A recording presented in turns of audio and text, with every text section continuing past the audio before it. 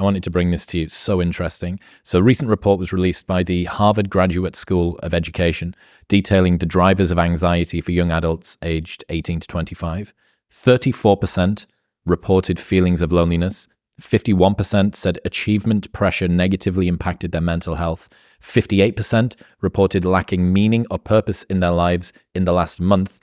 50% reported that their mental health was negatively influenced by not knowing what to do with my life. Mm-hmm. There has been much examination of the well-being of teens aged 14 to 17. Not much has been known about those occupying the critical young adult years, and yet young adults report roughly twice the rates of anxiety and depression as teens. The young adults are not okay.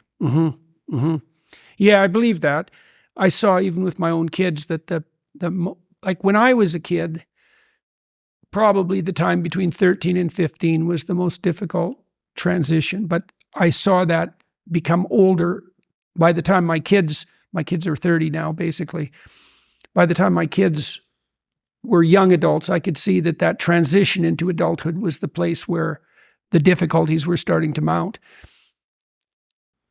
I think perversely that the therapeutic world has a fair bit to do with this, partly because therapists who are basically secular liberal Protestants, that's a good way of thinking about them, tend to conceptualize mental health as subjective, right? It's like mental health is something you carry around in your head, like you carry around your identity. That's why we have these ridiculous ideas that you can just define your own identity. I am whoever I say I am. Well, obviously you're not, because other people have to go along with your game there, buddy, and they're either going to do that, they're not going to do it, or they're going to do it voluntarily, or they're going to do it by force. If they're not going to do it, you're screwed. If you have to use force, that's not going to work. And if you want them to do it voluntarily, then it's not going to be all about you. Obviously, even no 4-year-old can find someone to play with if he always gets to pick the game. Okay, so why might young adults be lost? Well, part of it is that they're thinking, I'm not trying to be judgmental of a whole generation. It's a form of thought. Your mental health isn't dependent on you. That's not the right way to think about it. I don't think you can be mentally healthy in the absence of a long-term stable relationship. So you have to be married. Let's make that part of the precondition for successful adaptation as a young adult. You have to be married. So you have to establish a relationship with someone that integrates sexuality, that's there for the long run. Because there for the long run is the same as sane. There for tomorrow, there for the next minute, that's not sanity, that's impulsiveness. That's aimlessness. They're the same thing. If it's all about what you want right now, or more accurately, all about what something in you wants this moment, that's the definition of immature insanity. You have to commit. So you commit to someone else, you commit to your family, you commit to your community. Like, there are multiple levels of identity that stretch out into the social world. And voluntarily adopting those levels of hierarchical responsibility gives you an identity. It gives you a purpose. It protects you from anxiety. It does that in all sorts of ways. Like, you said earlier that one of the things you do is seek for validation, and you related that to uncomfortable experiences you had when you were very young. Well, it might not be precisely that you're seeking for validation.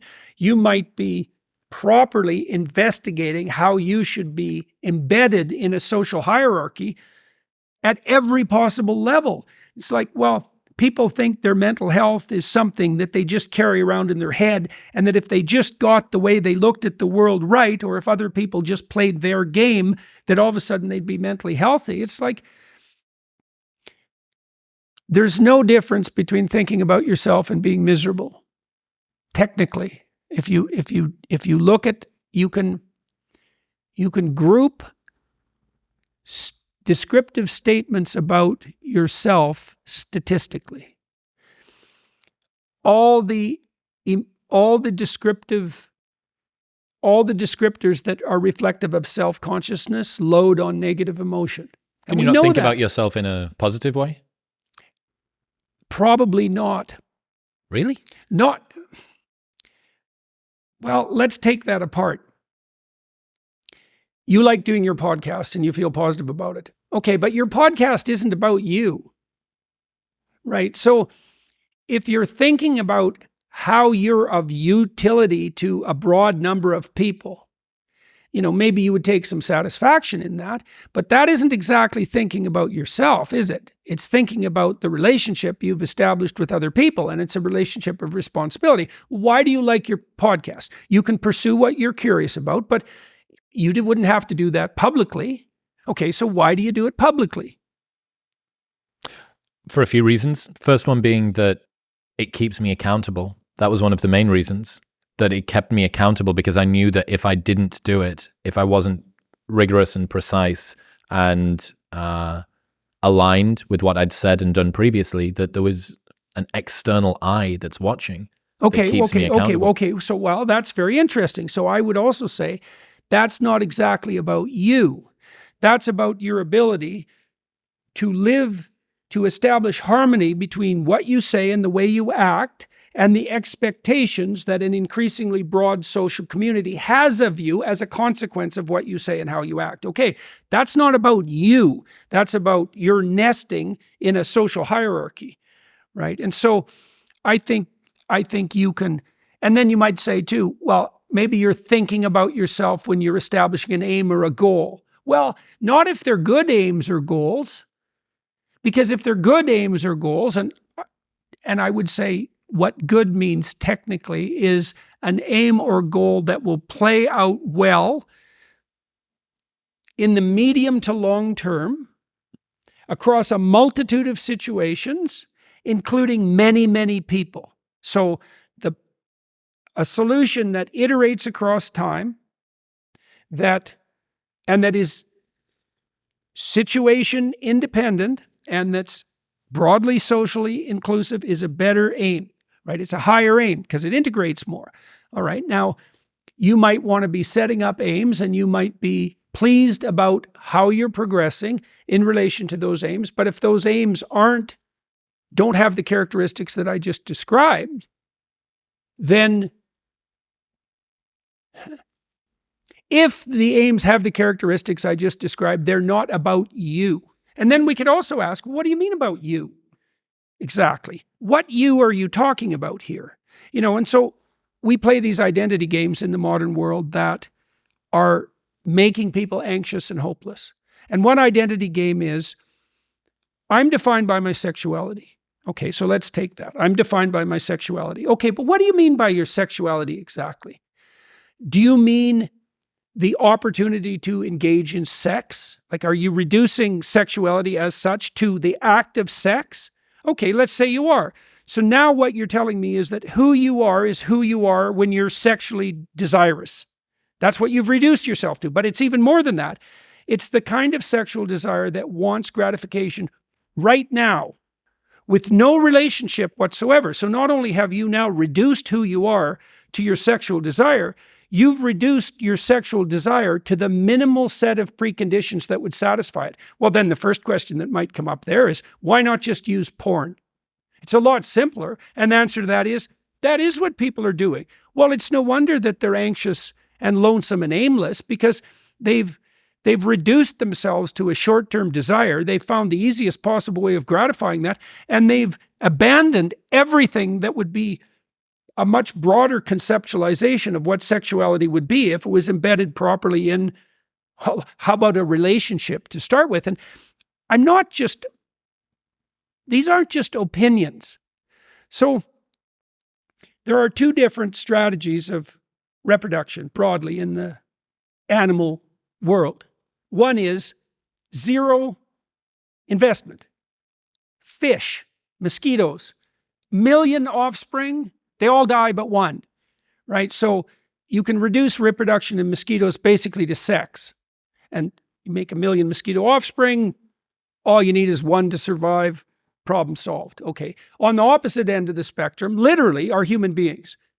because we have the longest dependency period of any animal by a large margin. We have a high investment strategy, sexual reproduction strategy. So whatever sex is for human beings isn't you're off and that's over. That's not what it is for human beings. It's embedded in a relationship. Now, you might say, well, we could pull sexuality out of the relationship and just indulge in it for the pleasure. Okay, so now let's forget about all the other animals. Now we've got two types of human being. We've got the one-night stand human being, repetitive one-night stands, and we've got the long-term committed relationship human being. And then we might ask, okay, what are the personality characteristics of the people in those bins? So let's go to the short-term one-night stand sequential relationship types. Okay, who are they? Psychopathic, narcissistic, Machiavellian, and sadistic. All one-night stand people? If they don't start out that way, they're going to end that way. Right? Because you can't use yourself or other people for short-term gratification. Look, the definition of a psychopath is someone who uses someone for short-term gratification. Okay, so it's definitional, right? So, and then you might say, well, I'm not like that. I just like sex. It's like, yeah, but if you practice that for 5 years, you're not going to become what you practice. You know, and I talked to Russell Brand about this a little bit and I can say this because it was on his podcast, so it's not like this is secret. You know, Russell had what Andrew Tate promises his followers. He had fame, he was charismatic, and he had more or less unlimited access to short-term sexual gratification. Okay, in combination with, you know, the chemicals that make that even more likely, alcohol and cocaine, let's say. So what are the consequences? Well, I asked him, what were the consequences? You had this. He said, despair, anxiety, and hopelessness. Right, but not just that, because, you know, Russell got himself in trouble here a month and a half ago, just about took him out.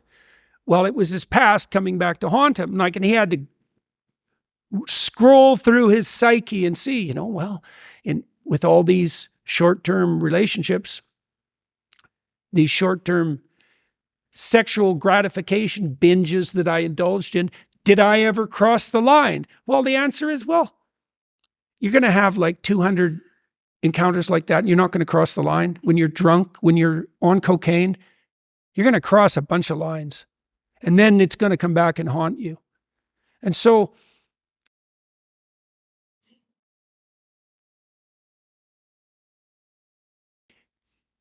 it's very interesting to see in our culture, back to the hopelessness and despair that you were mentioning that's characterizing young adults' life. It's like, well, it's all about me. That's the self-esteem movement. But then me becomes, it's all about what I want. And then that becomes, it's all about what I want right now. Then it's what the lowest part of me wants right now, and to hell with everyone else. It's like, okay, how are you going to play that game without being desperate? You're going to be desperate as soon as you start playing that game. And the other thing, it's even worse than that, because you're going to end up with Jeremy, the porn star problem. Anybody, you're not going to be very happy about being with the people who want to play that game with you, because they're not going to be the people that are really going to make you feel that life is worth living. They're going to be the people, especially on the female side, women who are willing to take advantage of themselves for short-term sexual gratification. Those aren't happy women. They're usually damaged women.